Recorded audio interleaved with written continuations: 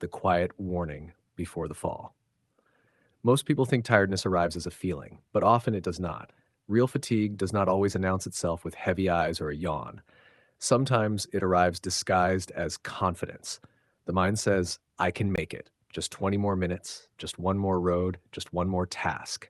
That is why exhaustion can be so deceptive. It does not always weaken the will. Sometimes it imitates strength.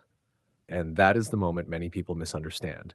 When the body begins to ask for sleep, it is not asking for comfort. It is protecting reality itself.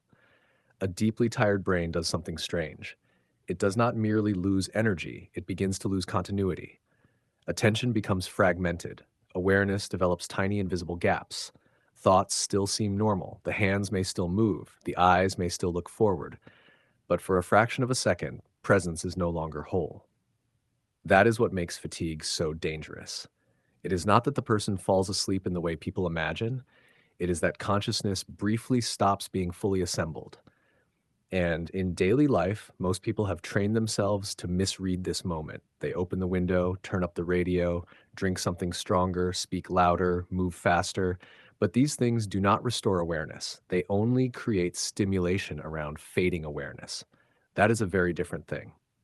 From the outside, it feels like waking up. From the inside, it is often only noise covering the signal. And perhaps this is the deeper lesson. True consciousness is not the power to force the body beyond its limits. True consciousness is the ability to recognize the exact moment when pushing forward becomes less intelligent than pausing. That moment, it asks for humility, it asks for honesty, it asks for something modern life often forgets: the discipline to stop before the system chooses for you. A driver, a student, a doctor, a worker, it does not matter who. The principle is the same. The body is not an obstacle standing in the way of achievement. The body is the first intelligence. It speaks before failure becomes visible. It whispers before danger becomes loud.